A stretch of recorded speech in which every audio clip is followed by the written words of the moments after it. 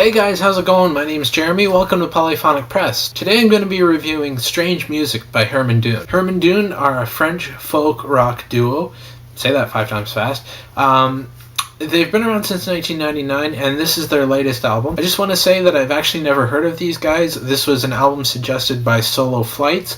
So thank you very much for suggesting that. And as always, if you've got an album you'd like me to review, just let me know. So the album starts off with a song called Tell Me Something I Don't Know, which is really reminiscent of the song Where the Streets Have No Name by U2. With the structure and the chord pattern, it really starts off pretty much in the same sort of feeling. And then the singer comes in with a really interesting melody, and the sentiment that I get from this song is that it's an everyday observational type of perspective, just going through everyday life and the things that you observe, shopping in record stores and things like that. The title track, I Hear Strange Moosic, is really an interesting song. It really reminds me of Neil Young, especially with the sort of arrhythmic lead guitar that you get that's really synonymous with Neil Young's style of music. It's really a cool song. It just has a laid-back feel to it, and I really dug this one. It's really cool. What I get from this record is really more of a Sunday morning rather than a Saturday night, if you know what I mean. I mean, it's not a party record. It's something you would put on the day after.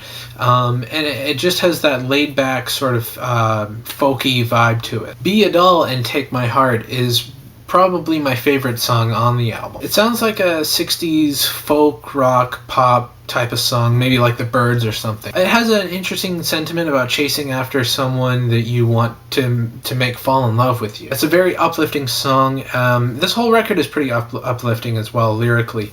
And I really enjoyed this song in particular. Definitely a highlight for me. Monument Park has a really lively feel to it. It's got a faster tempo. It really sort of sounds like a rockabilly song. Yeah, it's got a very 50s pop feel to it. I really dug this track as well. Your Love Is Gold has a bit of a more garage rock feel to it. It's got sort of the same rhythm you'd expect from the Greenhorns or something, although it has the acoustic guitar in there, so it's not relying heavily on the electric guitar.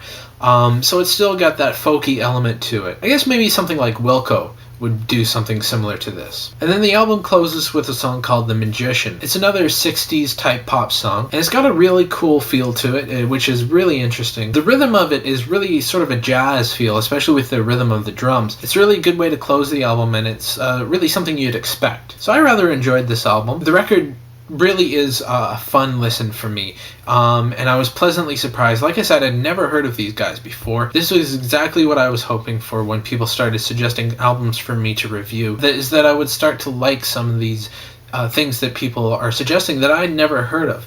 And that's a really cool thing. I love discovering new music, especially when it's good. Although this album isn't my favorite of this genre, it's still a pretty strong album. So I'll give it a 7 out of 10. Really a fun little record that's got a certain charm to it, and yeah, I enjoyed this record overall. So anyways, that's what I thought. Let me know what you guys think in the comments or with a video reply.